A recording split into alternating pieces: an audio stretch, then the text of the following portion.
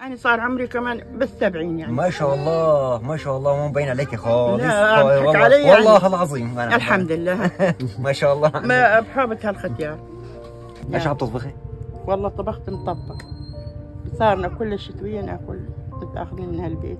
حطكم تاكلون؟ لا يا عمي امانة الله باذنجان احنا نساوي مطبق يعني على بندوره ما عاد الا انتم تساوي. هلا من شوي كان هلا كنا عملنا فتي بنجوز نرجع نكبس عليك على الغد. اهلا وسهلا.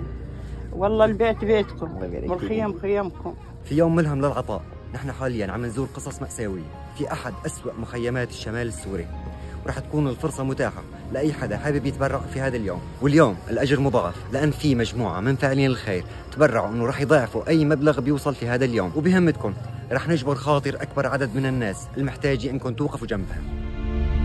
حتى القهر اللي بقلبي يعني مشي له جبال. كمان أنا عندي شب مثلكم هيك يا عيني، قضاء الجيش الله ياخذه. شو بدي اسولف لكم؟ كنا خاطبيله، والله خاطبيله وعاقديله عقاد ومجهزه عروسه، بس يجي من لبنان ياخذها. اسمه احمد.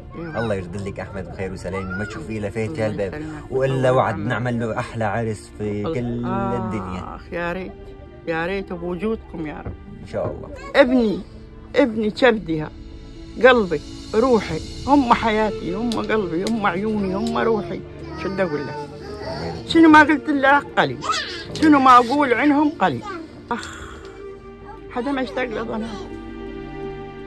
يعني لقول لك حتى الدنيا كلياتها والله مو شايلتني. والله ايام اقعد والله ما ينام هو هيك، اقعد هنا بدي اطلع شيء بالبيت، احيانا اروح اطلع افضي عن حالي، احس حالي عم احكي حالي والقران الشريف.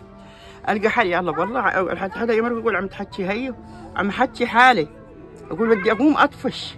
يا الله بيتك سترة. ما سمعت لما يقولون يا بيتي يا بويتاتي يا مستر عويباتي؟ ما سمعتوا هذا المثل؟ لك يا بيتي يا بويتاتي يا مستر لي عويباتي. هذا البيت مثل هاي الخيمة، مثل الخيمة لا قحقحان اللي بارك يسمعك.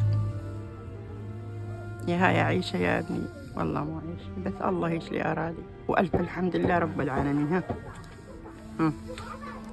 هاي 3 مرات لله. بوسك الصحة والعافية والدين والإيمان، وأنت كذلك. مثل ما يقولون شوفني هيك ليكم فرح وأشوفكم وأفرح بي. 100 أهلا وسهلا. ظل مظلم عليني والله محظوظين فتنا لعندك. الحمد لله رب العالمين، هاي من كرم الله الحمد لله رب العالمين. يا رب فرجك يا الله، يا الله الله يشدك بثوب العافية يا رب. الله يسلمك يا عمي.